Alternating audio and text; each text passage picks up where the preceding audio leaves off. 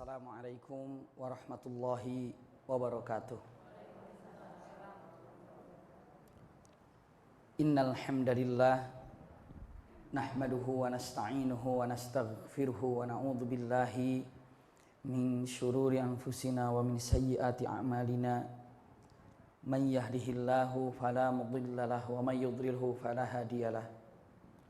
Asyhadu an la ilaha illallah wahdahu la syarikalah taqriran bihi wa tauhidan wa asyhadu anna Muhammadan abduhu wa rasuluhu amma ba'du. Allahumma la sahla illa ma ja'altahu sahla wa anta taj'alul hazna idza syi'ta sahla. Allahumma inna nas'aluka hubbaka wa hubba man ahabbaka wa hubba amalin yuqarribuna ila hubbika bi rahmatika ya arhamar rahimin. Amin ya rabbal alamin. Alhamdulillahirabbil alamin. Mudah-mudahan pertemuan kita pada pagi hari ini disertai dengan rahmat dan berkah Allah Subhanahu wa taala. Insyaallah kesempatan yang sangat berbahagia ini hari Ahad Kamis keberapa ini? Kamis keberapa ini? Kamis ketiga ya. Kamis pertama bebas. Maksud bebas itu bukan apa-apa, maksudnya pelajarannya apa yang sedang harus kita bahas itu dibahas Kamis pertama. Kamis keduanya adalah tafsir, Kamis ketiganya adalah sirah, Kamis keempatnya adalah fikih. Begitu ya kalau nggak salah ya. Ya benar aja lah, yang penting kita pelajari apa yang insya Allah manfaat. Ya, berarti ulangi lagi. Kamis pertama itu adalah pelajaran apa yang akan kita bahas, ya. Kamis keduanya kita akan membahas tentang tafsir. Kamis ketiganya adalah sirah, perjalanan Rasulullah. Kamis keempatnya adalah apa tuh? Fikih. Kamis nggak ada ya? Nggak ada, betul nggak ada. Iya. Berarti sekarang ini dalam sirah nabawiyah. Ya, sirah nabawiyah. Perjalanan Rasul Shallallahu Alaihi Wasallam, karena terus kita akan berjalan sampai di mana pelajaran sirahnya? Kelamaan bi, nggak masuk. Iya memang, saya juga bingung, makanya nanya. Tapi alhamdulillah ada yang kasih tahu dengan menyebutkan insya Allah sirah nabawiyah ini ada satu peristiwa yang terjadi kepada Rasul Shallallahu Alaihi Wasallam sampai peristiwa itu dikenal dengan Amul Huzn. Artinya adalah tahun kesedihan. Tahun kesedihan. Kenapa tahun kesedihan ini disebutkan? Karena dalam waktu yang tidak berjauhan ada beberapa peristiwa yang membuat Rasulullah sedih. Iya, ada beberapa peristiwa yang membuat Rasulullah sedih. Apa peristiwa pertama? Peristiwa pertama, lihat kesedihannya. Kesedihan peristiwa pertama adalah wafatnya Abu Thalib. Siapa Abu Thalib? Pamannya Rasulullah. Kesedihan kedua, wafatnya Abu Thalib dalam keadaan kafir. Saya dipahami ya? Saya jalankan dulu ini kesedihan-kesedihannya. Kesedihan ketiga, wafatnya Khadijah. Kesedihan keempat, ini disebutnya sedih bertubi-tubi sampai disebutkan ini Amul Huzni, ya. Wafatnya Khadijah. Kesedihan keempatnya dicemoohkannya dakwah di kota Mekah. Makin dahsyat mencemoohkannya. Lalu Rasulullah berangkat ke Taif dan di Taif pun diusirnya. Ini kesedihan kelima. Bisa dipahami ya? Saya ulangi lagi. Sampai disebutnya kesedihan. Maka kunci untuk melerai dari berbagai macam kesulitan, jawabannya satu, sabar. Sabar. Orang lagi sakit dibilang apa? Sabar ya. Orang lagi marah dibilang sabar ya. Macet kita bilang sabar. Gak punya duit, sabar. Punya duit, sabar. Ada suami, sabar. Gak ada suami, sabar. Ada anak, sabar. Gak ada anak, sabar. Lapar, sabar. Makan pun sabar. Coba kalau nggak sabar, nggak dikunyah, blok kayak entok begitu, nggak bisa. Apa tuh entok gitu ya? Jadi hop, ada nggak gigit gigi langsung klok masuk, plak masuk. Subhanallah, semua perlu dengan sabar. Maka dengan mengatakan subhanallah yang membuat Rasulullah SAW bisa bertahan dengan menyelesaikan berbagai macam kesulitan, kesedihan bertubi-tubi karena kesabaran. Pernah mendengar pasukan Tolut melawan pasukan Jalut. Pasukan Jalut itu pasukannya la haula wala quwata illa billah, ratusan ribu pasukannya. Dahsyat. Pasukan Tolut jumlahnya 80 ribu. Ratusan ribu melawan 80 ribu. Yang 80 ribu ini diuji. Begitu masuk ke sungai, kata Allah jangan sekali-kali minum air yang di sungai itu kecuali minum ala ghurfa. Ghurfa itu airnya digini dimasukkan seciduk ini saja. Dan pasukan itu saat itu nyebrang sungai tersebut. Jadi pasukan itu berada dalam sungai tersebut dan nyebrang dalam sungai tersebut, istilahnya seperti berenang di sungai tersebut. Punten, kira-kira orang yang lagi berenang begitu enaknya, apalagi lagi haus, lagi capek, lagi panas, enaknya apa? Sambil minum air menyelam. Sambil menyelam minum air. Subhanallah. Jadi nggak terasa gelak gitu kan? Dan tidak diperbolehkan. Yang diperbolehkan kalau minum air hanya begini lalu diminum. Dia tidak sabar menahan hausnya. Dia tidak sabar menahan panasnya. Dia minum dari 80 ribu pasukan Tolut, tersisa hanya 4 ribu. 4 ribu. Hanya tersisa 4 ribu. Sementara pasukan orang kafir Jalut ratusan ribu. Begitu melihat pasukan Jalut yang begitu dahsyat, pasukan Tolut dengan mengatakan mala taqata lana alai. Kami pun begitu ngelihat, nggak kuat kita. Ratusan ribu cuma 4 ribu. Ya, yang lainnya mana? Yang lainnya begitu habis minum, Allah simpan rasa malas, rasa ingin tidur, rasa untuk tidak berangkat. Begitu selesai dari apa? Dari sungai itu mereka, aduh capek istirahat dulu deh. Ngantuk tiba-tiba gerak saja. Tiba-tiba nggak berangkat. Yang 4 ribu itu berangkat ke sana melawan ratusan ribu. Tapi punten, begitu melihat orang kafir yang begitu dahsyat, ini saya akan permisalkan untuk bunda karena ibu pernah panik, pernah mendengar kabar yang sampai tidak bisa sabar. Apakah karena bisa jadi emosi? Apakah jadi putus asa? Kenapa dia ada orang putus asa? Karena dia tidak sabar. Iya. Maka begitu melihat jumlah yang begitu banyak dari orang kafir, semua tidak ada yang bisa mengucapkan apa-apa dari pasukan yang 4.000 itu hanya dengan mengatakan Rabbana afrigh alaina sabra wa tsabbit aqdamana wansurna 'alal qaumil kafirin. Masya Allah, kafirinnya mah apal, kafirin. Subhanallah. Wansurna 'alal qaumil kafirin. Iya.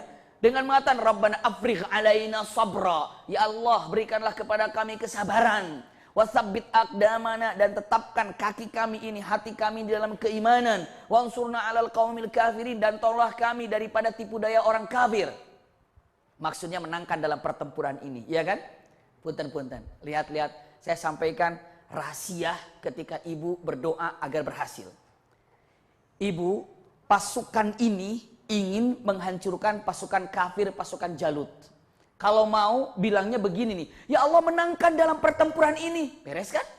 Ya Allah menangkan. Tidak sampai ya Allah menangkan dalam pertempuran ini. Tidak itu dulu yang dipinta. Tapi apa? Ya Allah berikan kepada kami kesabaran. Tuh. Dan berikan kepada kami ketetapan hati. Dan menangkan dalam pertempuran ini. Jadi yang dipintanya bukan menang dulu, tapi apa? Sabar. Ibu lagi usaha. Yang pertama kali dipinta kepada Allah, ya Allah sukseskan usaha saya, jangan itu dulu. Ya Allah berikan kesabaran dalam hati saya untuk membuka usaha ini. Dan berikan kepada saya keistiqomahan untuk melakukan perusahaan ini, mengerjakan perusahaan ini. Dan berikan saya kesuksesan dalam perusahaan ini. Itu tuh, jadi segala-galanya diawali dengan apa? Sabar. Ya Allah jadikanlah kami keluarga sakinah. Boleh sih, tapi kalau melihat daripada doa tadi, ya Allah jadikan saya keluarga yang penuh dengan kesabaran. Ya kan? Dan jadikan dengan kesabaran ini saking saling mencintai di antara pasangan. Dan jadikan keluarga kami sakinah. Apapun perlu sabar. Ibu pakai baju tadi kesini sabar nggak? Belum matchingin kerudung sama baju sama nggak ya? Begitu tasnya nggak sama, ganti sama inilah kira-kira. Begitu keluar, subhanallah, apalagi ngelihat apa namanya, salah perkiraan sendalnya. Oh ternyata hijaunya hijau gini sendalnya ya. Wah salah, yang hitam aja, cari lagi, subhanallah. Ya, kalau ini mah biru ya. Kira matching-matchingnya apa? Dulu saya nggak pernah itu pikir-pikirin, tapi begitu sama Umi ya semua di matching-matchingin ya. Saya ikut-ikutin aja, subhanallah. Sampai Ustadz Ahmad Al-Habsyi begitu lagi ngariung semuanya, Ustadz Ahmad kan dia senang bikin baju busana. Lagi begitu syuting, dia melihat, lihatin. Kenapa San? Aneh lihat itu kayaknya dari episode 1, episode 2, episode 3 semua pas gitu dari atas ke bawah, subhanallah. Saya bilang istri yang ngurusin, subhanallah. Dari dulu boro-boro mau yang bulau, mau yang koneng, mau yang hejo, masuk aja tempel. Sekarang nggak boleh begitu, harus dipas-pasin. Ya udah saya ikut-ikut aja, subhanallah. Iya.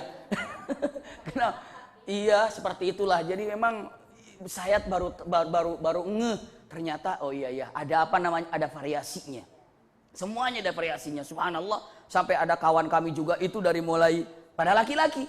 Dari mulai apa? Mirip dari mulai jam, cincin, kacamata. Ini kalau lagi pakai merah semuanya. Kuning semuanya. Datang ke rumah sampai sendalnya sama, subhanallah. Kok semua merek ini semua subhanallah. Ya nggak terlalu begitu juga ya. Tapi yang jelas dengan mengatakan usikum wa iyaya nafsi bitaqwallah. Kita lagi bicara apa tadi? Sabar. Nah itu dia. Ya belum lagi sabar matching-matchingin segala macam. Pokoknya kalau mau sukses Bunda, sabar dulu. Ada orang pedagang tiba-tiba langsung berhasil. Awal mulanya apa? Sedikit sabar. Kalau di Tasikmalaya ada toko kacamata namanya Orbita. Saya tahu persis itu. Karena sahabat daripada Eyang. Awalnya gelar-gelar itu. Gelar-gelar. Sekarang Masya Allah. Yang namanya optiknya itu udah luar biasa. Pokoknya yang namanya di Tasikmalaya terkenal. Awalnya seperti itu, subhanallah. Tidak ada sesuatu yang tiba-tiba besar, tapi dari awal ternyata sabar. Rasulullah bisa berhasil sukses, sabar. Pasukan bisa menang, sabar. Semuanya perlu dengan sabar. Maka punten, menyelesaikan kesedihan, sabar. Menyelesaikan emosi, sabar. Punten, manusia tanpa sabar seperti manusia tanpa kepala. Iya, manusia. Lampu.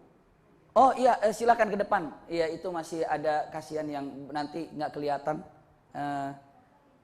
Boleh, yang di sini juga agak ke depan sedikit. Ada batasannya ini. Yang mana itu? Oh ya nggak apa-apa. Silakan ya, takut nanti. Aduh, iya biasa silakan. Masih ada yang tempat kosong, mangga. Saya lanjutkan. Bismillah. Jadi dengan mengatakan Allahu Akbar, Rasulullah SAW ketika mendapatkan ujian pertama, apa tadi? Wafatnya siapa? Abu Thalib. Ya kalau ditinggal wafat saja mungkin sedih ya, wajar kita sedih. Tapi lebih sedihnya lagi ketika tahu kalau wafatnya dalam keadaan bukan mukmin. Sedih kan? Dan ibu pernah saya sampaikan, Bunda tahu bagaimana Abu Thalib mendampingi Rasulullah SAW di dalam dakwah. Sejak Rasulullah usia berapa tahun? 8 tahun. Bersama Abu Thalib, yang mengajarkan berdagang Abu Thalib, yang mengajarkan untuk bangunan Abu Thalib. Sampai yang menikahkan dengan Khadijah pun Abu Thalib. Yang mendukung Rasulullah dengan Khadijah radhiyallahu anha Abu Thalib. Subhanallah. Bahkan yang mendukung dakwah Rasulullah pun adalah Abu Thalib. Orang kafir datang, berbondong-bondong. Apa yang dikatakannya? Disampaikan dengan menyebutkan, ya Abu Thalib, anak adikmu itu, karena yang namanya siapa? Yang namanya Rasulullah SAW itu adalah putranya Abdullah. Abdullah itu adiknya Abu Thalib. Anak adikmu itu, kalau bahasa sekarang tuh anak adik itu apa namanya? Udah biar enak. Ponakanmu itu, nah itu ya, ponakan. Ya keponakan. Kalau sepupu nggak usah dijawab, nanti lame lagi. Keponakanmu itu, iya, Abu Thalib, keponakanmu itu sudah bikin kacau. Terus Abu Thalib memangnya kenapa? Pokoknya pilih. Iya pilih. Mau saya jegal apa kamu yang jegal? Pastinya kalau saya yang jegal, saya yang tahan, itu terserah saya. Tapi kalau kamu yang menjegalnya, terserah kamu. Apakah aku, apa kamu yang menahan anak pamanmu, ponakanmu itu? Dijawab oleh Abu Thalib, kalau mereka yang jegal takut galak, biar aku aja yang menjegalnya. Abu Thalib memanggil Rasulullah, ya Muhammad kemari. Ada apa wahai pamanku? Untuk apa kamu dakwah itu? Untuk apa kamu dakwahin? Untuk apa? Untuk menegakkan kalimat Allah wahai pamanku. Dijawab oleh pamannya, sebaiknya kamu ini jangan teruskan dakwah. Stop, jangan berdakwah, berhenti, karena saya sangat sayang sama engkau dan aku takut kehilanganmu ya Muhammad. Jawaban Rasulullah apa? Ini punten bunda, bagi siapapun berkewajiban dakwah. Dijawab oleh Rasulullah mengatakan, lihat kata-katanya yang disampaikan Rasulullah. Bahasanya itu bahasa syair. Kalau bunda mengetahui lebih dalam akan kagum bahasanya. Yang disampaikan Rasulullah, wallahi, saya terjemahkan ya, tapi dalam dalamannya luar biasa. Law wada'as syamsa biyamini wal qamari biyasari. Demi Allah. Ini bahasanya luar biasa. Saya harus berdiri karena serius ini menyampaikannya. Iya, lihat bunda, iya. Ini pun saya mengikuti ini bukan tanpa contoh. Rasul Shallallahu Alaihi Wasallam kalau diperkirakan serius, beliau suka merubah posisi duduknya. Iya, kalau saya bukan hanya merubah, memang dari tadi pegal duduk terus. Subhanallah. Tapi berusaha untuk mengikuti sunnahnya. Lihat, Rasulullah mengatakan, la wada'as syamsa biyamini. Pamanku, engkau melarang saya untuk berdakwah. Iya, demi Allah. Seandainya matahari disimpan di tangan kanan. Lihat. Dan rembulan disimpan di tangan kiri. Untuk berhenti dalam dakwah ini, saya tidak akan pernah berhenti dalam dakwah sampai aku menang bersama dakwah ataupun aku hancur bersama dakwah. Jadi pilih, apakah saya jaya bersama dakwah ataupun dakwah mati, dakwah hilang berarti saya pun mati. Pokoknya saya dan dakwah itu melekat. Seandainya saya masih hidup berarti dakwah tetap jalan. Kalau dakwah itu tidak ada berarti saya tidak ada. Bisa dipahami ya? Seperti itu.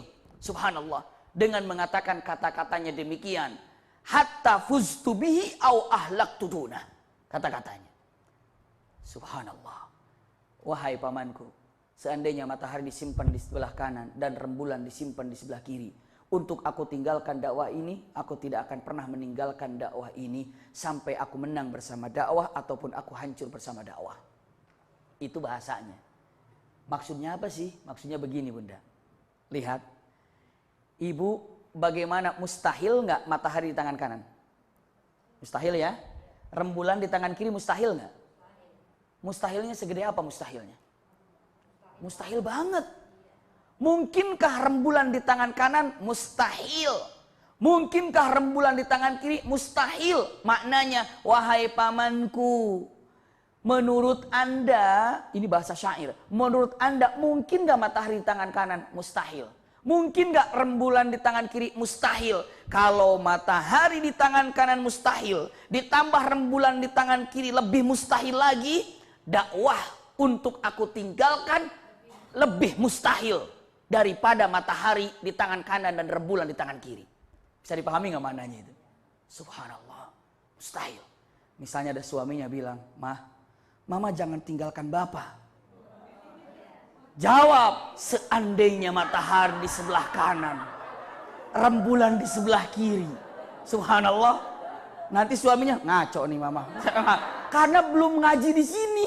Tapi kalau begitu, seandainya matahari di sebelah kanan, subhanallah, rembulan di sebelah kiri, untuk meninggalkan papa, subhanallah, luar biasa. Itu kata-kata terserah. Tapi dengan menyebutkan, itu adalah syair. La wada'as syamsa biyamini wal qamari biyasari, itu adalah kata-kata yang bahasa balaghah yang tinggi.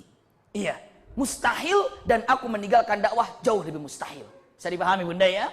Maka saat itu Rasulullah mengatakan, wahai pamanku, seandainya engkau sudah melarang aku dalam berdakwah, berarti engkau telah ikut bersama mereka dan aku pamit dari hadapanmu hai pamanku, karena punten, engkau orang yang aku cintai, tidak nyangka ternyata engkau sudah melarang dakwah.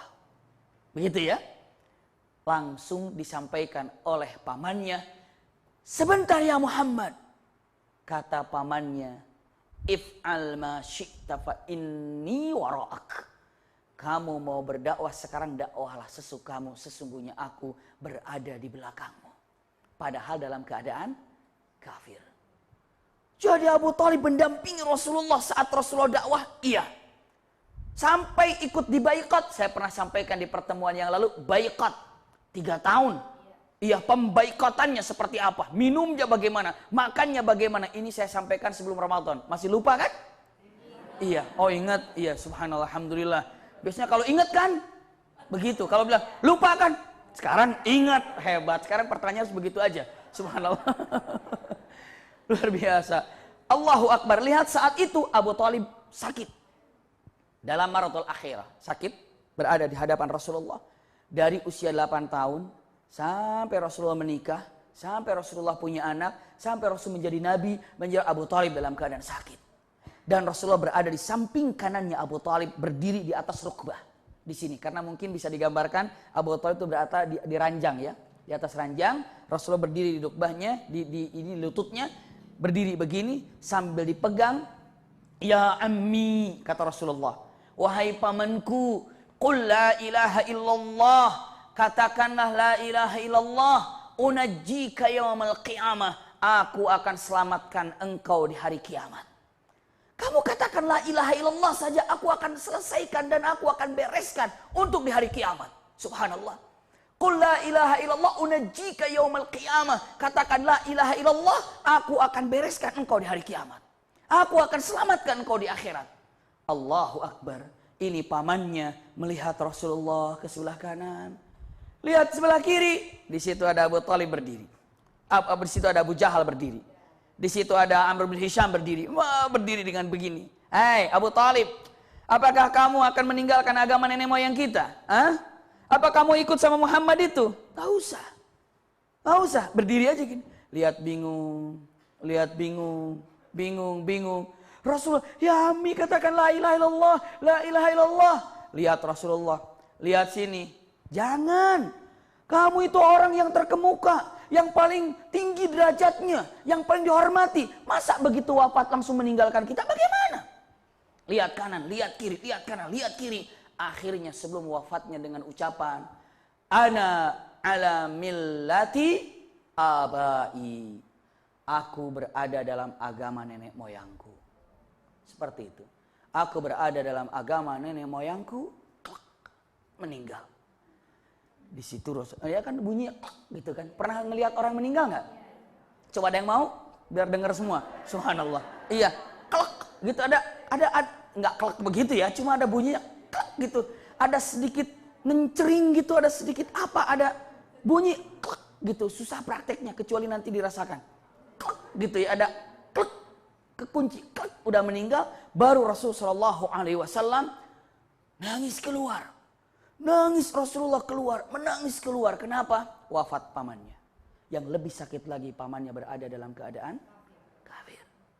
Nangis Rasulullah. Disitulah jawaban dari Allah Subhanahu wa taala, innaka la tahdi man ahbabta walakinnallaha yahdi may yasha. Sesungguhnya ya Muhammad, kamu itu tidak bertanggung jawab untuk memberikan hidayah. Urusan hidayah itu Allah. Engkau itu hanya menyampaikan.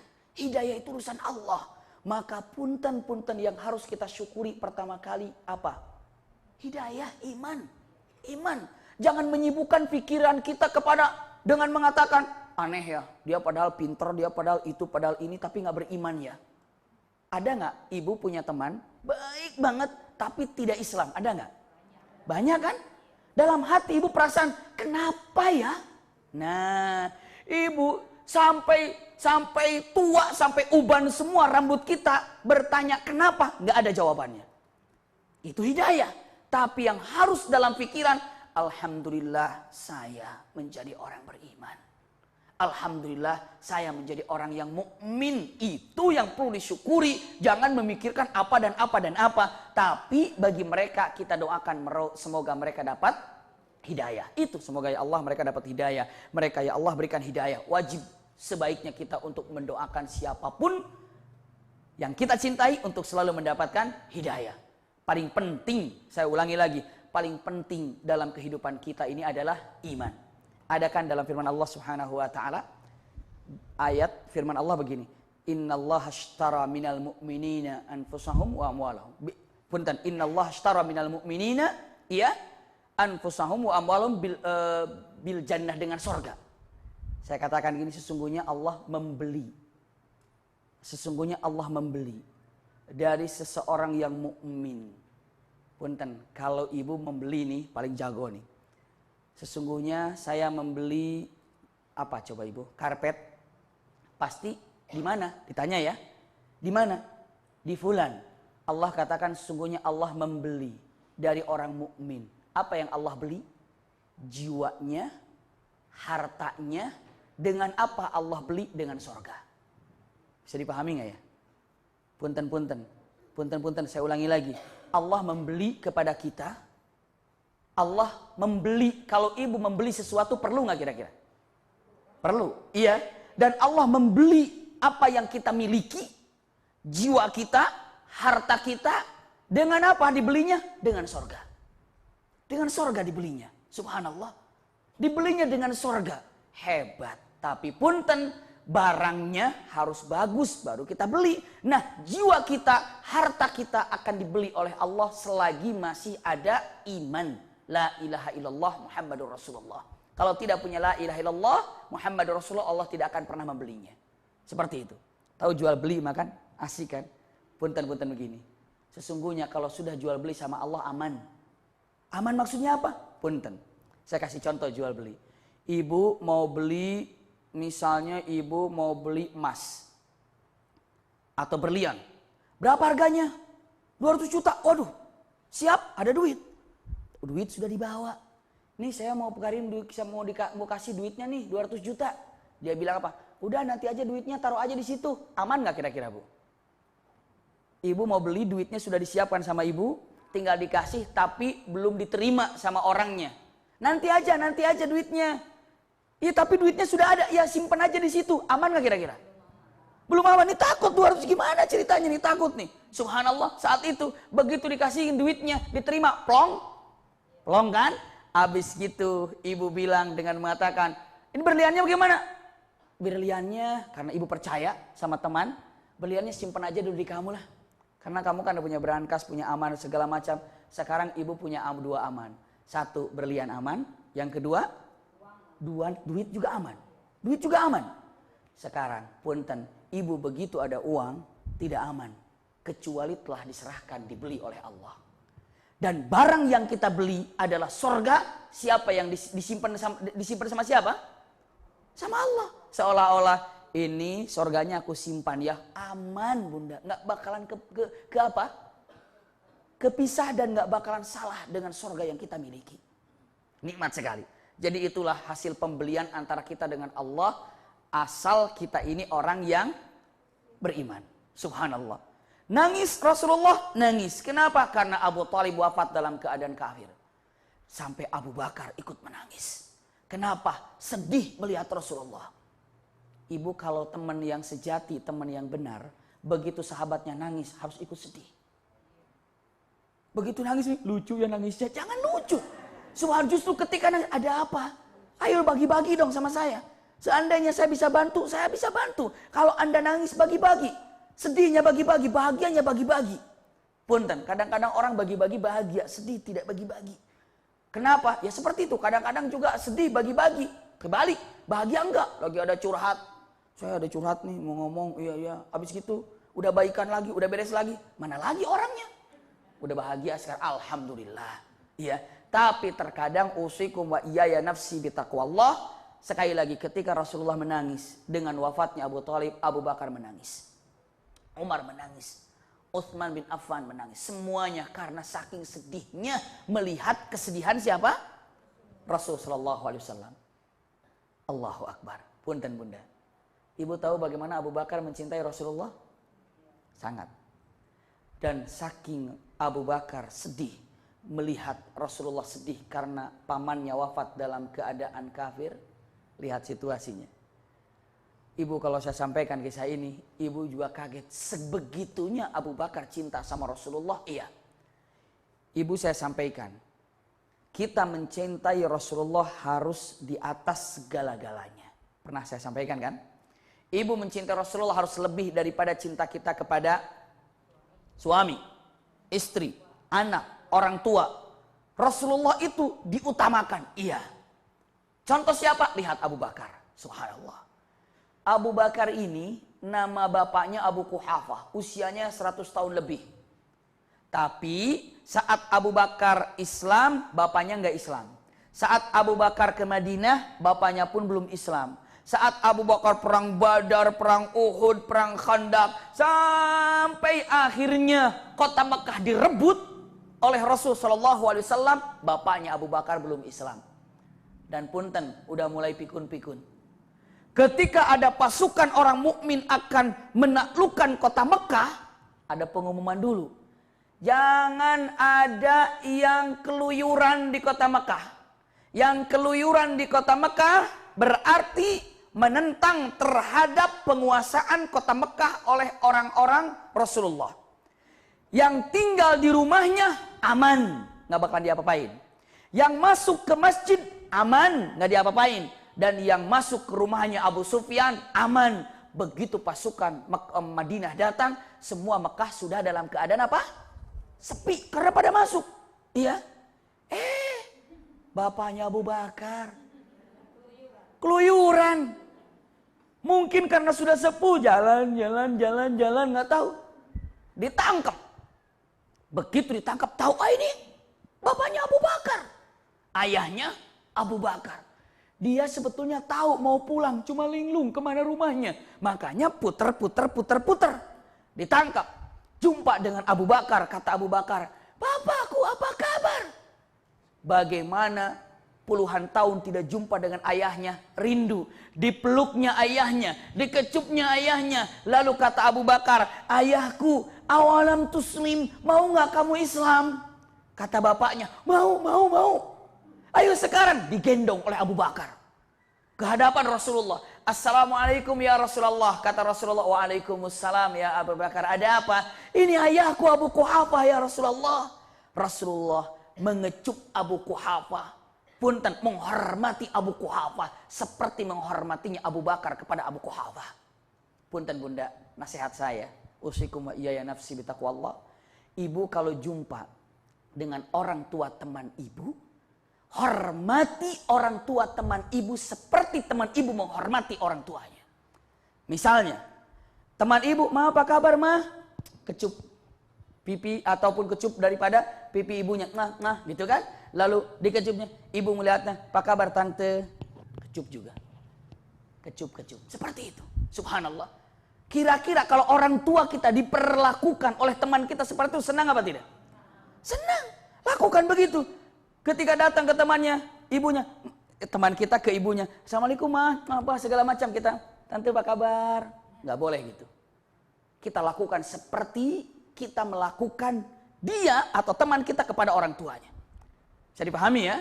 Karena Rasulullah selalu memperlakukan orang tua dari sahabatnya seperti memperlakukan sahabat itu kepada orang tuanya. Hati-hati nih, kadang-kadang begitu.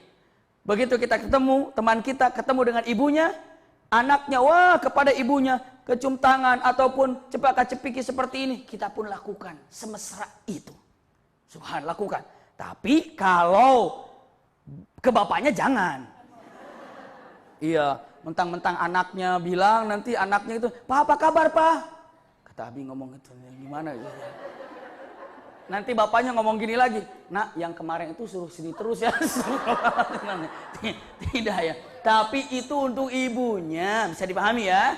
Hati-hati untuk melakukan hal ini. Dan punten, kita pun memperlakukan anak teman kita seperti memperlakukan teman kita kepada anaknya. Bisa dipahami nih. Harus seperti itu. Jadi ketika ibunya kepada anaknya, "Nah, apa kabar, Nak?" "Waduh, segala macam." Kita bilang, "Saya pun harus melakukan dia seperti ibu kepada dia. Apa kabar nak? Jangan kalau saya masih biasanya ke anak-anak begini. Apa kabar nak? Ya, kamu subhanallah sental sentil tidak. Tapi dengan cinta yang ada, lakukan seperti itu. Lihat Rasulullah kepada Abu Quhafah ketika jumpa, subhanallah Abu Quhafah apa kabar? Subhanallah, langsung dikecupnya, dipeluknya, apa kabar? Kata Abu Bakar dengan mengatakan, ya Rasulullah, ini bapakku mau Islam. Aku bawa ke sini, aku gendong ke sini. Rasulullah katakan, kenapa kamu gendong ke sini? Enggak aku saja yang datang kepadamu. Subhanallah. Enggak aku datang saja ke rumah bapakmu. Itu hormatnya. Misalnya dengan mengatakan, bapak aku mau ketemu sama kamu nih, gimana kayaknya ya? Aku yang datang ke rumahmu. Aku yang datang ke rumah bapakmu. Subhanallah. Jangan biarkan orang tua itu datang kepada kita. Masa sama orang tua, Pak datang aja kemari Pak. Astagfirullahaladzim. Iya. Ini misalnya gini dengan mengatakan, Bapak nih perlu ini, Mama perlu ini. Bawa aja di rumah Pak, tuh ada. Astagfirullah. Anterin. Pun sama ketika Bapak saya ini mau jumpa nih misalnya sama temannya. Ya. Mas, Bapak saya mau ketemu sama Mas nih. Kita berteman ini. Iya. Lalu dia bilang mengatakan, gak perlu bapakmu datang ke sini. Aku yang akan datang ke bapakmu. Hebat. Bisa gak begitu tuh? Adab, dan adab itu seolah-olah hilang sekarang ini. Hilang sekarang ini, gak ada hilang-hilang. Subhanallah, udah gak ada. Subhanallah, hatta punten-punten. Usikum wa iya ya nafsi bitaqwallah. Punten-punten. Sampai ini sebagai introspeksi dan sebagai renungan buat kita.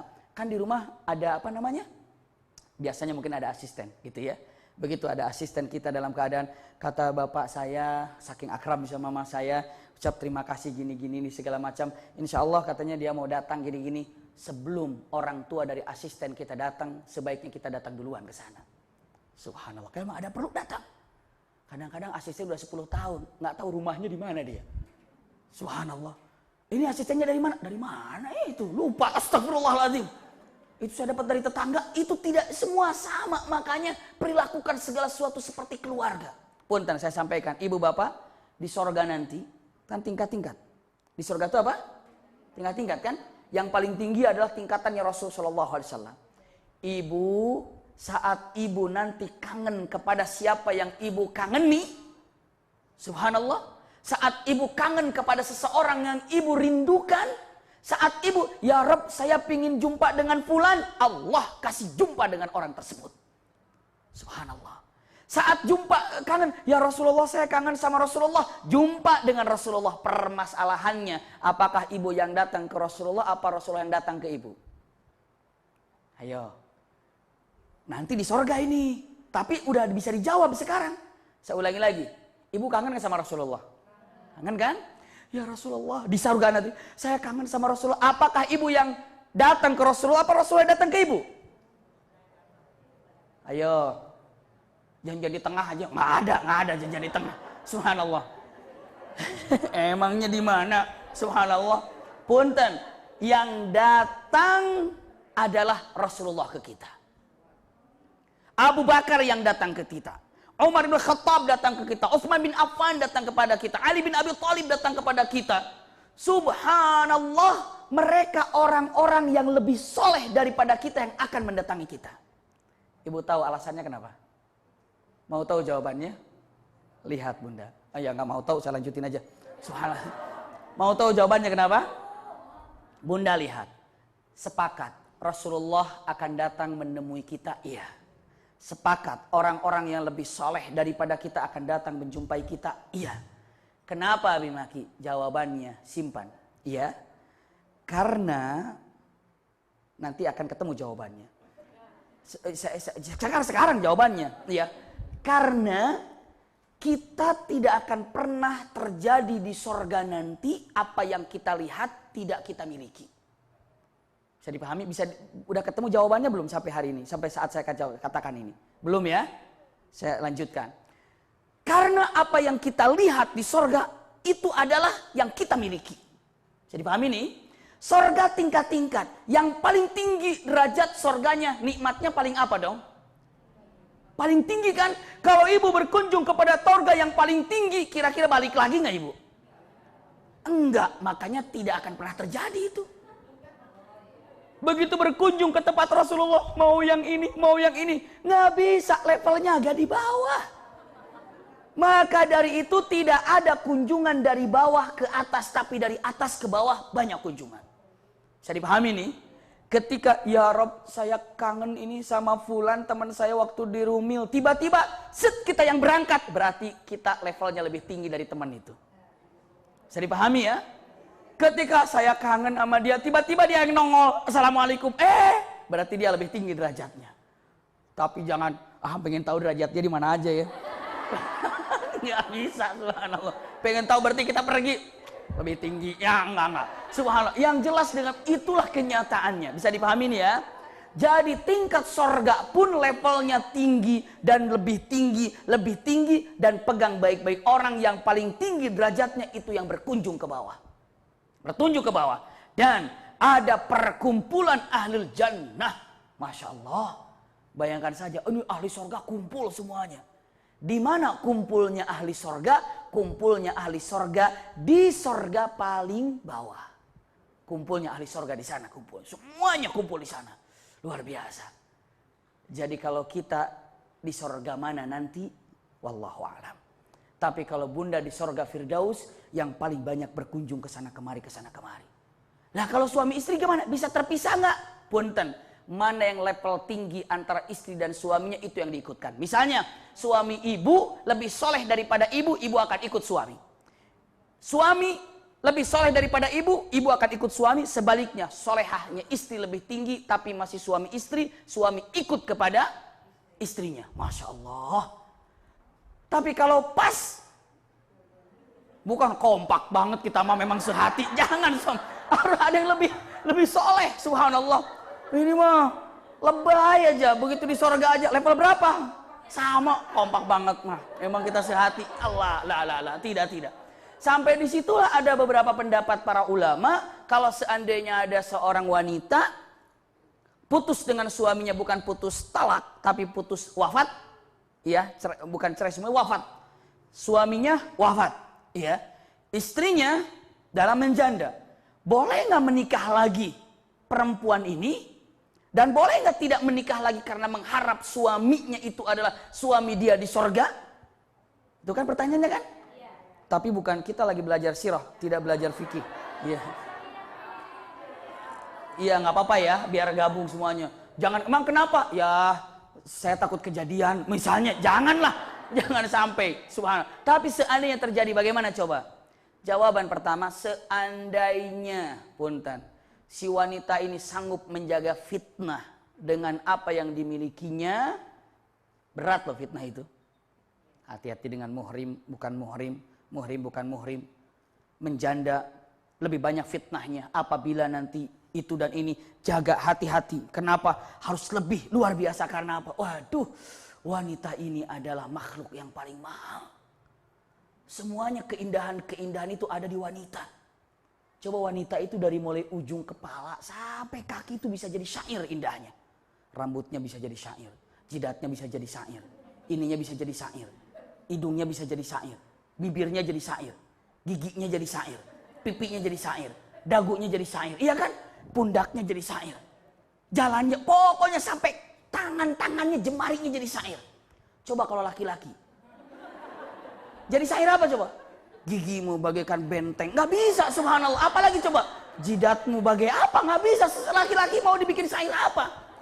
Perempuan itu syair, maka hati-hati, jaga fitnahnya besar. Fitnahnya besar, jalannya aja jadi syair. Pokoknya dari mulai atas sampai bawah dibikin syair, ada syair, suaranya jadi syair, semua syair. Saking memang wanita itu adalah perhiasan. Makanya dengan mengatakan yang paling mahal itu adalah wanita solehah. Syair itu luar biasa bagi seorang wanita indah. Tapi buat laki-laki itu, punten bunda. Saya ngobrol dengan laki-laki semalam pengajian di daerah Bangka. Saya ngobrol di daerah Gaharu. Saya bicara, ketika mengatakan disebutkan ada yang namanya bidadari. Ibu laki-laki saja kalau dibilang bidadari, kebayang. Walaupun sekilas bidadari, gitu ya. Tapi begitu dia bidadara, yang kebayang apanya coba? Punter, saya tanya. Ibu kalau bidadara yang kebayang tuh apa sih? Bidadara tuh apa otot yang belang begitu? Apa yang bagaimana kita nggak paham bidadari. Makanya saya selalu mengatakan bidadari gimana ya? Pelayan, udah enak jadi pelayan aja. Subhanallah, bisa dipahami nih ya.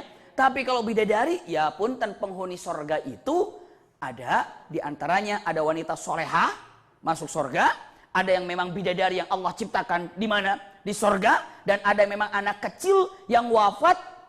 Berarti tidak dihisab, ini maksud saya tidak sampai dihitung kesalahan karena memang kecil belum balik sudah wafat. Ahli sorga, 3 penghuni ahli sorga. 1 adalah wanita solehah seperti bunda, masya Allah, ahli sorga, dan ini derajat paling tinggi. Yang kedua adalah bidadari. Yang ketiga adalah anak kecil yang wafat belum balik pun ahli sorga.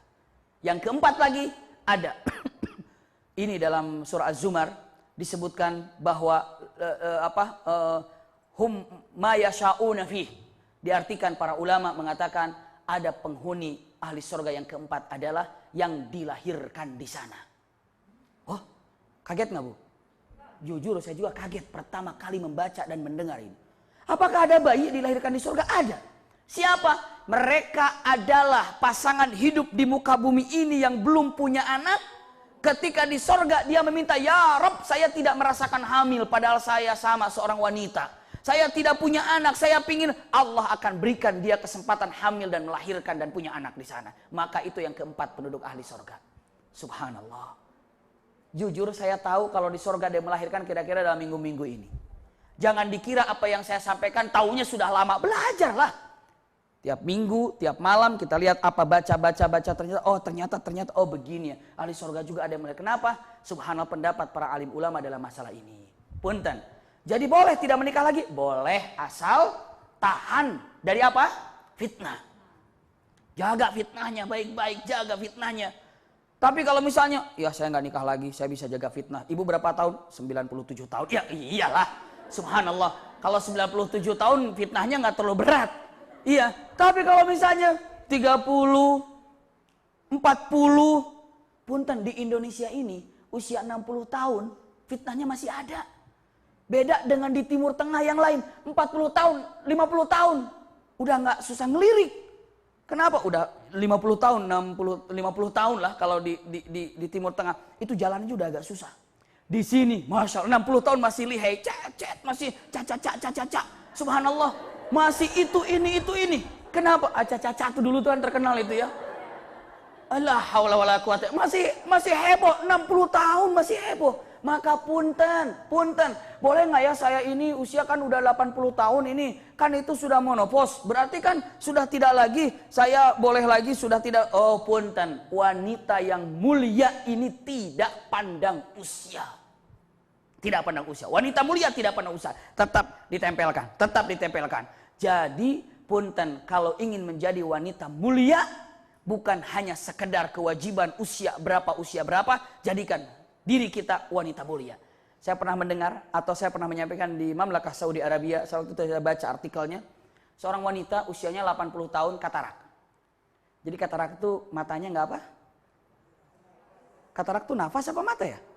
Mata, iya, saya coba klarifikasi aja. Karena begitu saya bilang katarak, ada yang bilang takut bilang katarak langsung pegang nafas gitu ya, subhanallah. Katarak itu mata, subhanallah. Tiba-tiba apa? Anaknya maksa, mah dioperasi mah biar bisa lihat lagi. Udah nggak bisa lihat. Memang bisa di laser atau segala macam. Akhirnya masuklah ke rumah sakit. Setelah dibuka bisa melihat. Bunda, setelah bisa melihat anaknya senang. Setelah itu apa?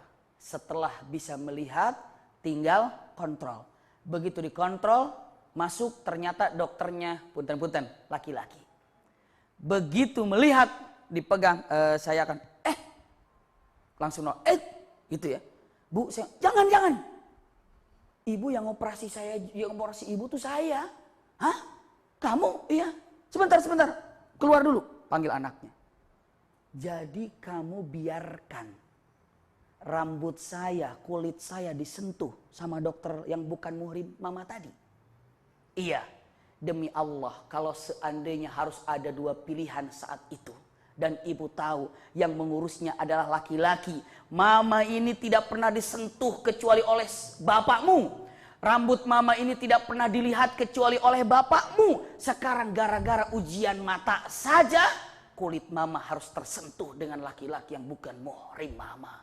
Mama tidak ridho, biarkan mama ingin buta lagi. Untuk menebus kesalahan mama ini. Subhanallah. Bisa dipahami ini?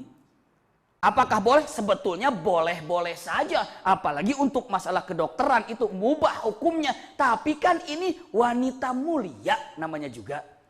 Nisaun karimat. Nggak apa-apa. Tapi kadang-kadang dibilang, dokternya mana? Ini ganteng, mau deh. Subhanallah. Dokternya mana? Ah ini cantik. La haula wala quwata illa billah. Yang dicari bukan. Mengerikan sekali. Hati-hati niat. Usikum wa iyaya nafsi bitaqwallah, terkenal dengan wanita karimat. Jadi bunda, kalau mengatakan nggak apa-apa, jadilah wanita yang terhormat. Susah jaga diri, susah. Maka fitnah jaga. Kalau misalnya nggak tahan fitnah, nikah silahkan nikah. Tapi punten, begitu mau nikah lagi, libatkan Allah Subhanahu wa taala. Caranya apa? Sudah dicari.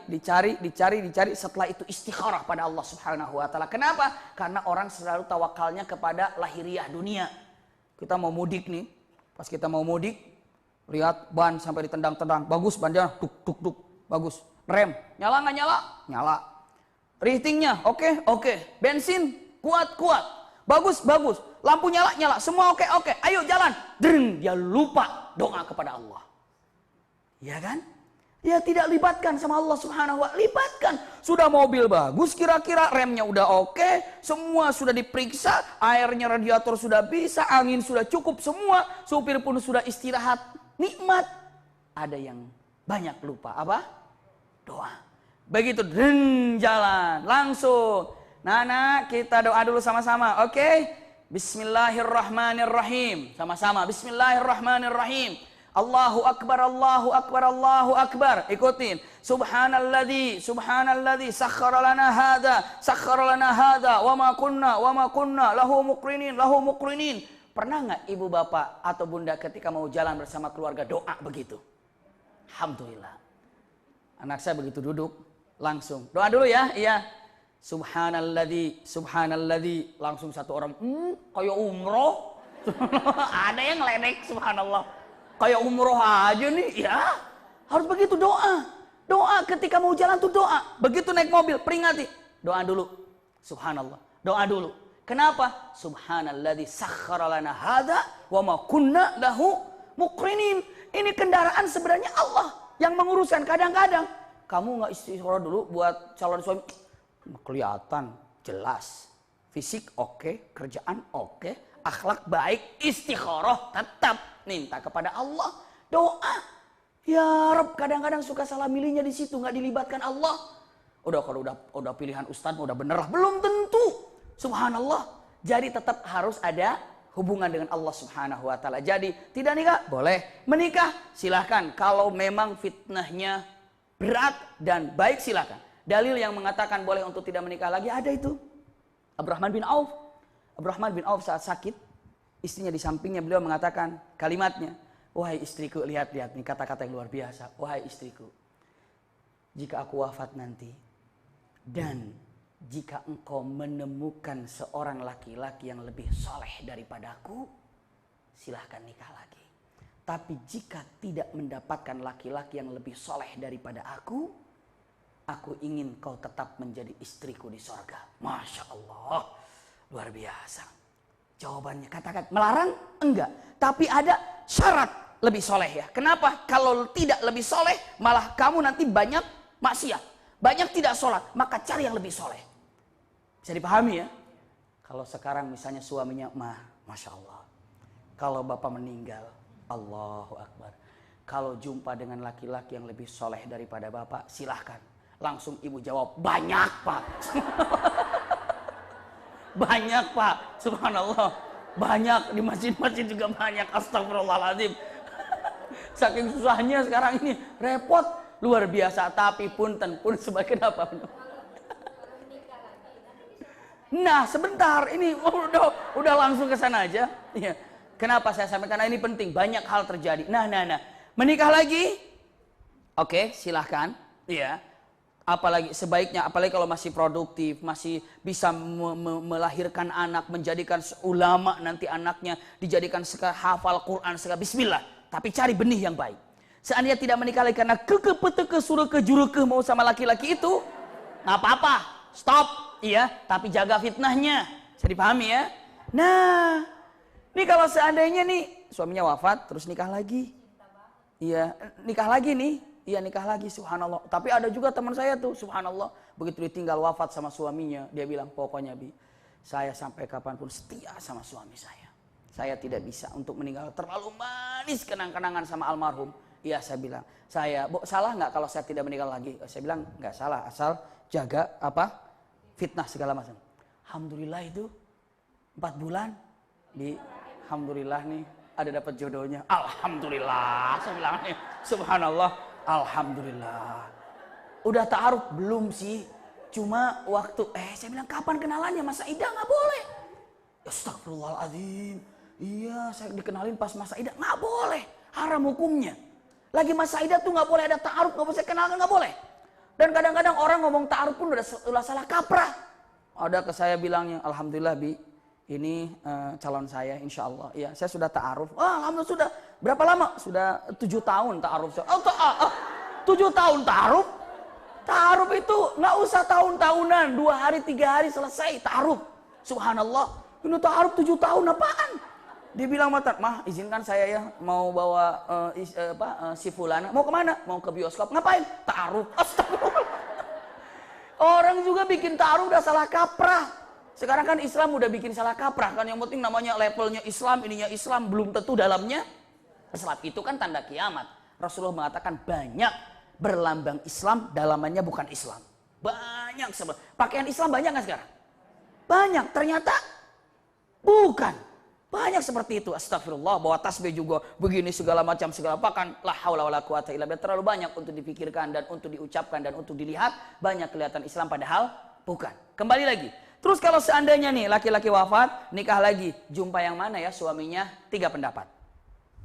1, pendapat yang paling banyak akan berjumpa dengan suami akhirnya. Suami yang terakhirnya. Ya, suami pertama ya sudah. Kenapa? Sudah terhalang dengan laki-laki ini, tidak ada. Bisa dipahami ya dengan pendapat pertama, dan ini saya temukan paling banyak pendapat dengan suami akhirnya. Ternyata yang kedua itu wafat lagi, nikah lagi dengan ketiga. Ya, berarti nanti dengan suami akhirnya. Bisa dipahami ya? Itu pendapat pertama. Pendapat kedua, ternyata misalnya ibu nikah dengan seorang laki-laki, wafat. Nikah lagi dengan laki-laki, wafat lagi. Nikah lagi dengan laki-laki, wafat lagi. Udah cukup 3 aja. Iya. Subhanallah, wafat. Begitu nanti di akhirat, suaminya mana di surga? Ya kan? Kalau tadi kan pendapat pertama yang akhir.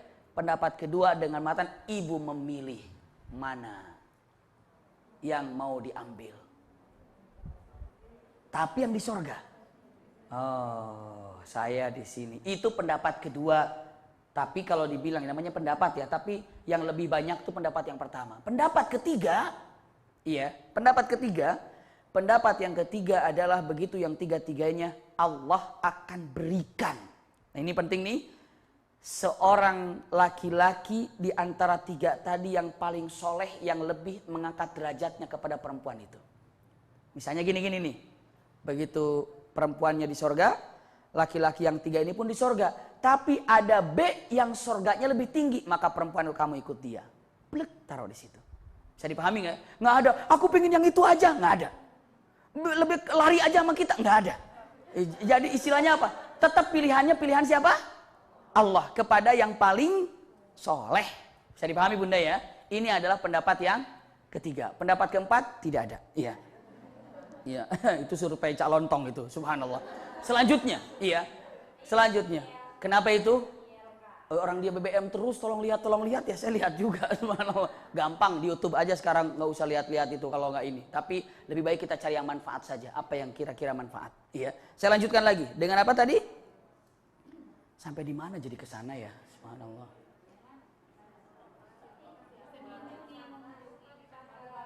Oh iya, subhanallah. Lalu penting nih. Dengan matan, ya Abu Bakar, kenapa sih Harus capek-capek bawa dia ke sini. Saya aja yang datang ke sana. Saya datang ke sana. Berarti ibu, punten, kalau orang tua teman kita perlu kita, kita yang datang. Nggak apa-apa, saya yang datang ke sana aja ya. Nggak apa-apa, dia aja yang datang, saya datang. Tapi saya ada waktunya misalnya subuh. Nggak bisa, bapak saya subuh gimana? Pokoknya atur bagaimana yang namanya orang tua teman kita tetap di sana, tidak kemana-mana dan kita yang datang. Tapi punten, tidak ya Rasulullah. Aku hadirkan orang tuaku kepadamu. Siap, iya. Langsung syahadat. Abu Quhafah, Rasulullah, Abu Bakar. Abu Quhafah dipegang Rasulullah dan Abu Quhafah memegang Rasulullah. Abu Quhafah mengatakan, Asyhadu an la ilaha illallah. Di usia 100 tahun lebih. Wa asyhadu anna Muhammadar Rasulullah. Ketika itu Rasul sallallahu alaihi wasallam dengan matan bahagianya Abu Bakar. Subhanallah. Bapaknya Islam. Senang kan? Tapi Abu Bakar menangis. Menangis. Bunda tahu nangisnya Abu Bakar apa? Saat Abu Bakar menangis dengan dahsyatnya. Rasulullah tanya, Abu Bakar, kok nangismu kelihatan tangisan sedih, bukan tangisan bahagia bapakmu masuk Islam? Demi Allah ya Rasulullah, aku terkalahkan dengan tangisan kesedihanku. Rasulullah bertanya, sedih kenapa bukannya bapakmu masuk Islam? Ibu tahu jawabannya apa? Lihat. Jawaban Abu Bakar mengatakan, saya ini kalau boleh sekarang meminta kepada Allah, saya tidak bisa melupakan kesedihanmu ketika Abu Thalib wafat dalam kekafiran. Kalau boleh hari ini ditukar saja bapakku yang wafat dulu dalam kafir dan Abu Thalib wafatnya sekarang dalam Islam. Bisa dipahami nggak? Saking lebih mencintai Rasulullah daripada siapapun. Saya tidak mau engkau sakit hati ya Rasulullah. Saya tidak mau engkau sedih ya Rasulullah. Saya tidak mau engkau harus sedih. Makanya nggak apa-apa. Bapakku ini yang dulu dan sekarang ganti posisinya bersama Abu Thalib. Subhanallah, sambil nangis. Itu cinta yang sesungguhnya. Allahu Akbar. Jadi kalau percintaan teman, sahabat, bisa nggak kira-kira ya? Benar-benar merasakan sakitnya teman bersama dengan kita. Bahagianya sahabat bersama dengan kita. Itulah orang mukminin mukminat yang sesungguhnya. Allahu Akbar. Jadi dengan mengatakan seperti itu, Rasulullah memeluknya kepada Abu Bakar dengan mata, la alaika ya Abu Bakar. Sudah, nggak apa-apa Abu Bakar. Itu qadarullah. Semuanya adalah qadarullah. Syukuri sekarang apa yang kita miliki. Engkau beriman, bapakmu beriman, ibumu beriman, dan anak-anakmu beriman. Keutamaan Abu Bakar, tidak ada keluarganya satu orang pun dalam keadaan kafir. Bapaknya Islam, ibunya Meruman Islam, Abu Bakar Islam. Istrinya Abu Bakar Islam. Putra-putrinya Abu Bakar Islam. Subhanallah. Kenikmatan yang luar biasa. Makanya kadang-kadang ada satu doa mengatakan, ya Allah jadikanlah keluarga kami seperti keluarganya Abu Bakar. Maksudnya apa? Islam semuanya. Luar biasa. Jadi dengan mengatakan kesedihan Rasulullah karena wafatnya siapa? Abu Thalib. Lebih lagi wafatnya dalam keadaan kafir. 2 bulan setelah itu wafat istri yang dicintainya. Siapa? Khadijah. Wafat Khadijah. Wah, Rasulullah kalau sudah berbicara tentang Khadijah luar biasa. Bagaimana cintanya Rasulullah pun kepada Khadijah. Khadijah. Sampai tidak pernah ada yang membuat cemburu Aisyah kecuali Khadijah. Padahal Khadijahnya sudah wafat. Masih dicemburui. Bisa dipahami ya? Saking Rasulullah tidak pernah lupa tentang Khadijah. Mungkin saya pernah menyampaikan kisah ini. Rasulullah SAW disiapkan oleh Siti Khadijah, Aisyah, kambing. Kambing Rasulullah itu paling senang di bagian pahanya kambing itu. Kambing di bagian pahanya. Setelah itu disimpan kepada Rasulullah SAW. Dengan mengatakan, ya Rasulullah silakan ini makanannya. Kata Rasulullah, alhamdulillah. Senang. Tiba-tiba mungkin Aisyah radhiyallahu anha mengambil air atau untuk apa. Lalu balik lagi. Saat balik lagi. Itu kambing dagingnya sudah tidak ada. Jadi daging kambing sudah tidak ada. Kata Siti Aisyah, cepat sekali makannya ya Rasulullah. Rasulullah bilang, saya tidak jadi memakannya. Tahu kemana? Aku serahkan kepada itu tuh. Seorang wanita yang sudah sepuh, usianya mendekati 100 tahun. Membawa bingkisan yang kelihatan tulang kambingnya itu kelihatan itu. Iya, sambil jalannya agak susah payah berjalan begini perempuan itu. Subhanallah.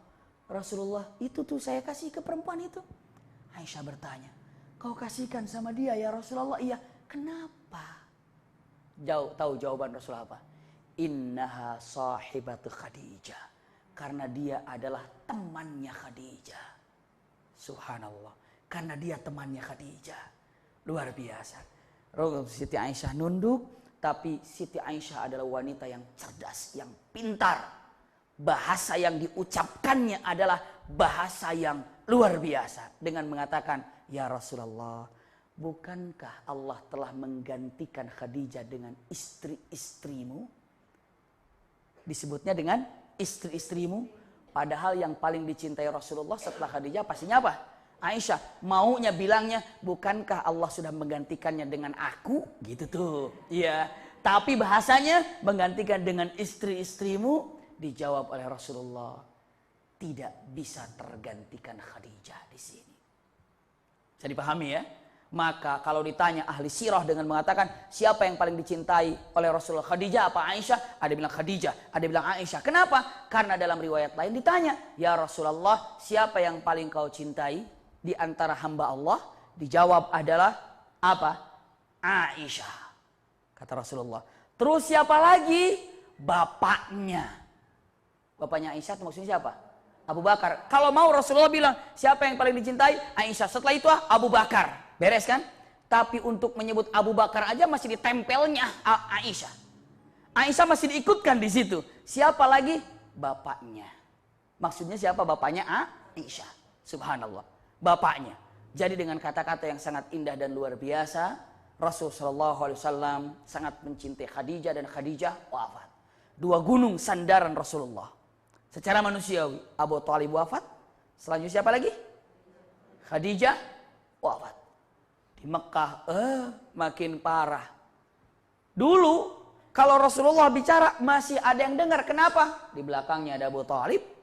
Kalau Rasulullah habis dihina, dicacinya, dihinanya, Rasulullah balik ke rumah, langsung ada yang menasihati, ada yang, menghibur. Khadijah, sekarang sudah nggak ada lagi yang menghibur.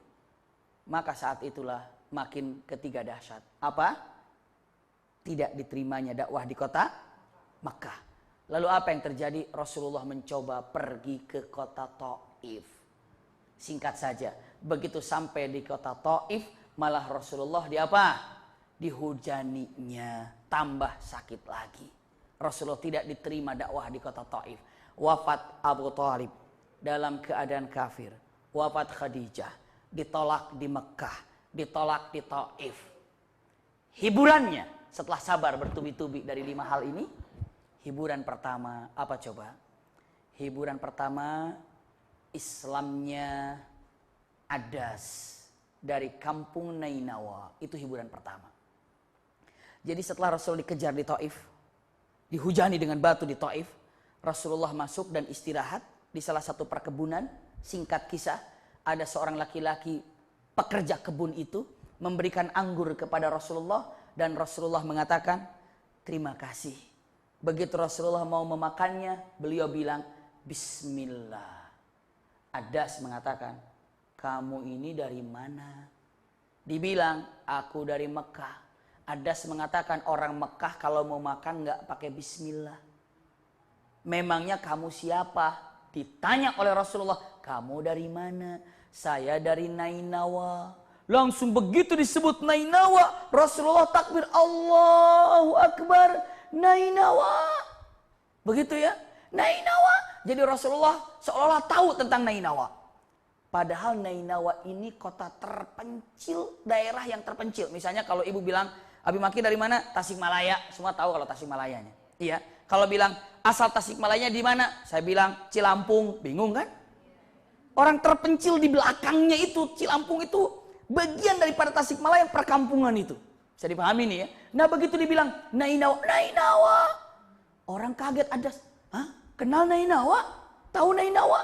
Rasulullah bilang, "Kaifa la a'rifu bi Nainawa?" Bagaimana aku tidak kenal Nainawa? Nainawa ini adalah tempat rajulun saleh, tempat laki-laki saleh, Nabiullah Yunus ibnu Matta. Bagaimana aku tidak kenal tentang Nainawa? Nainawa itu tempat seorang laki-laki saleh, Nabiullah Yunus. Adas kagum lagi. Kenapa Anda tahu tentang Yunus? Dan kenapa Anda tahu tentang Nainawa? Dijawab, karena Yunus adalah saudaraku. Saudara apa? Dia nabi dan aku pun nabi. Adas tanpa ragu, asyhadu an la ilaha illallah wa asyhadu annaka Muhammadar Rasulullah. Itu Islam. Jadi setelah wafatnya Abu Talib dan wafatnya Khadijah, hiburan pertama Islamnya Adas. Masya Allah, di luar Arab.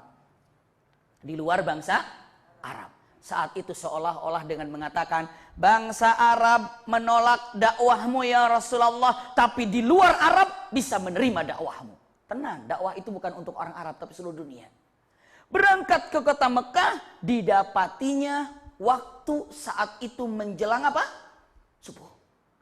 Jam 3, jam 2 Rasulullah sholat. Sholat apa? Sholat dulu sebelum Isra Mi'raj. Tidak tahu sholatnya seperti apa. Karena sholat terbagi menjadi 3 bagian. Nanti kita bahas pas di Isra Mi'rajnya. Iya, sholat ini. Begitu Rasulullah sedang sholat, Allahu Akbar, gerah, keringat. Seperti hanya kalau tempat ini kapasitas misalnya 150 diisi 400, kira-kira bagaimana? Gerah apa enggak? Gerah. Rasulullah gerah sholat. Ada apa ini? Ada apa nih? Ternyata ibu tahu, jin berdekatan. Jin mengerumuni Rasulullah Shallallahu Alaihi Wasallam. Untuk apa jin mengerumuni Rasulullah? Mendengarkan bacaan-bacaan Rasulullah, dan saat itu jin berbaiat mengatakan syahadat Islam. Bisa dipahami ya? Dalam firman Allah, "Qul uhiya ilayya annahu istama'a nafarum minal jinni faqalu inna sami'na Qur'anan ajaba." Subhanallah. Jadi saat itu jin langsung berbaiat dalam suratul jin, surah jin. Jadi jin itu berbaiat kepada Rasulullah dan mengatakan syahadat. Dan saat itulah hiburan kedua, jin masuk Islam. Bisa dipahami nih ya? Jin masuk Islam. Kenapa jin masuk Islam? Karena berbaiat pada Rasulullah Shallallahu Alaihi Wasallam. Saya ulangi, hiburan pertama Adas masuk Islam, bukan bangsa Arab. Adas Nainawa. Iya. Selanjutnya yang kedua, punten-punten, jin masuk Islam dan bukan bangsa manusia. Seolah-olah Allah katakan, ya Rasulullah, orang Mekah menolakmu berdakwah. Orang Arab menolakmu berdakwah. Lihat, ada orang luar malah menerima dakwahmu. Bahkan bukan bagian dari manusia menerima dakwahmu. Subhanallah. Siapa yang menerima dakwahnya? Jin. Luar biasa. Setelah itu jin berbaiat, tapi punten, jin ini tidak ada nabinya. Itu pendapat para alim ulama yang rajih. Tapi jin punya mubalighinya, punya da'inya. Kapan belajarnya? Dulu jin pun belajar. Kepada siapa? Kepada Rasulullah langsung. Dan jin juga ada yang disebut sahabat. Bisa dipahami nggak ya? Jadi sahabat Rasul tapi bagian daripada jin. Kenapa? Karena dia jumpa dengan Rasulullah. Bisa dipahami nih ya? Makanya itu dikatakan bahwa jin pun berurutan tidak ada nabi. Karena begitu sudah Nabi Rasulullah SAW wafat, sudah jin itu hanya sampai hari ini punya da'inya, punya mubalighnya, punya ustadznya, punya kiainya. Cuma nggak di TV aja, nggak di radio aja. Kenapa? Kalau jin masuk di radio bingung. Paling masuknya yang di TV radio krrr, begitu aja tuh, yang aneh-aneh, subhanallah. Tapi yang jelas mereka tidak punya nabi. Tapi mereka hanya punya apa? Da'i, mubaligh. Kiainya, itu mereka berdakwah sampai hari ini ada. Iya, selanjutnya punten, hadiah yang ketiga.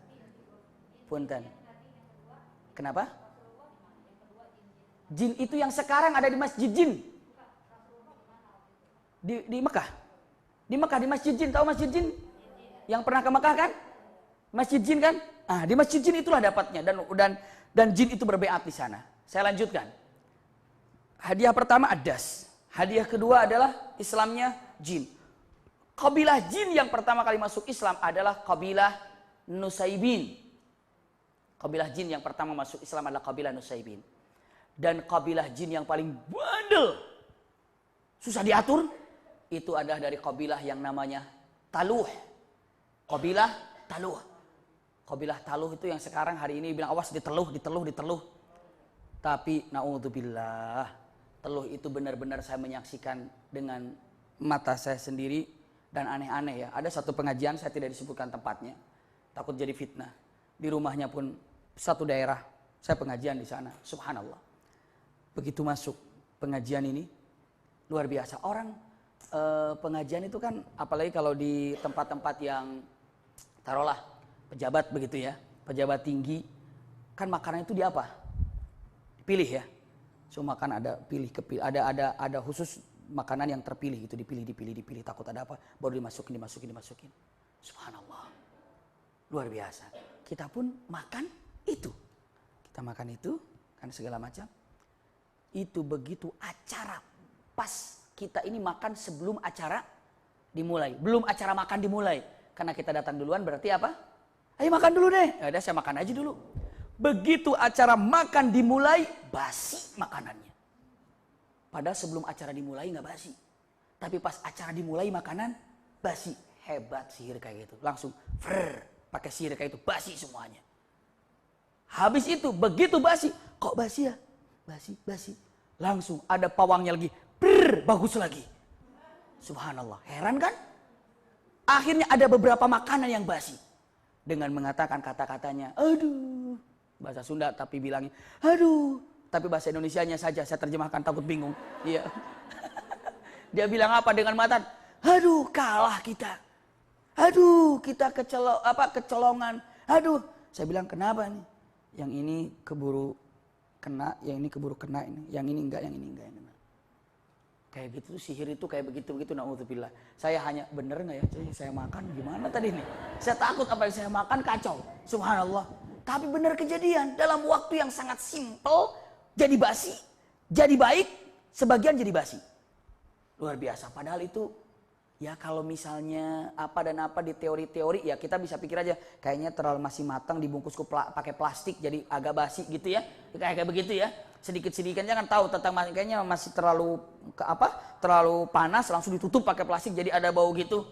Enggak juga sih yang namanya ini segala macam, tapi itulah keadaannya. Maka punten-punten jin yang paling bandel namanya Taluh, iya. Nggak usah dipikirin itu jin segala macam. Yang penting ibu tawakal pada Allah Subhanahu Wa Taala saja, iya. Selanjutnya hadiah yang ketiga yang paling besar adalah hadiah yang paling tinggi dan Rasulullah langsung diundang oleh Allah Subhanahu Wa Taala, tidak di bumi lagi. Allah panggil Rasulullah dalam peristiwa Isra dan Mi'raj. Bisa dipahami Bunda? Setelah peristiwa yang menyedihkan 5 hal, sedih, dihibur, Adas masuk Islam, santai. Walaupun dia bukan orang Arab, tapi ternyata Islam diterima bukan dari orang Arab. Ternyata apa? Oke, manusia saat ini mencemoohkanmu, tapi hari ini jin berbaiat kepadamu. Apalagi hadiahnya? Aku panggil engkau ke Sidratul Muntaha untuk mendapatkan hadiah. Apa? Salat dalam peristiwa Isra dan Mi'raj. Isra Mi'raj ini adalah hadiah terbesar dari peristiwa Amul Huzni. Rasa-rasanya Rasulullah bukan kecewa ya, tapi apa? Rasa-rasanya Rasulullah susah mengobatinya kalau tidak jumpa dengan Allah Subhanahu Wa Taala langsung di Sidratul Muntaha. Subhanallah, bisa dipahami ya? Jadi Rasulullah ke Sidratul Muntaha mendapatkan hadiah setelah ujian berat bagi dirinya. Apa ujian tadi beratnya? Yang 5 hal. Hadiah terindah Isra Mi'raj. Maka peristiwa Isra Mi'raj ini adalah peristiwa yang agung, yang besar, yang diawali dengan kata-kata dalam Al-Quran, Subhanalladzi asra bi'abdihi laylam minal masjidil harami ilal masjidil aqsal ladzi barakna haulahu. Dan selanjutnya yang jelas peristiwa Isra Mi'raj ini adalah peristiwa hadiah yang terindah buat Rasulullah. Kisah Isra Mi'raj yang indah ini bulan depan kita lanjutkan insya Allah. Jadi sekarang sudah punya pegangan. Begitu pelajaran qisas sirah nabawiyah Isra Mi'raj. Saya menyampaikan Isra Mi'raj, tidak menyampaikan kisah itu dan ininya saja karena kisahnya sudah sangat banyak yang tahu. Tapi di dalam Isra Mi'raj itu mengandung rumus atau apa ya? Rumus-rumus yang harus kita tahu. Dipecahkan, oh ternyata begini. Jadi peristiwa untuk Isra Mi'raj mungkin perlu 3 ataupun 4 pertemuan. Baru tahu, begitu Rajab itu ibu tahu, oh ternyata sholat itu begini ya. Oh ternyata namanya Mi'raj itu ini ya. Oh Isra itu begini ya. Kenapa? Karena Rasulullah berjumpa dengan nabi-nabi di langit ke-1, ke-2, ke-3, ke-4, ke-5, ke-6, ke-7. Sampai Rasulullah ke Sidratul Muntaha. Apa itu Sidratul Muntaha? Dan bagaimana at-tahiyat itu doanya sebenarnya. Dan bagaimana Rasulullah sampai lagi ke bumi. Dan ini peristiwa Isra Mi'raj yang sangat indah. Merupakan hadiah dari Rasulullah, dari Allah.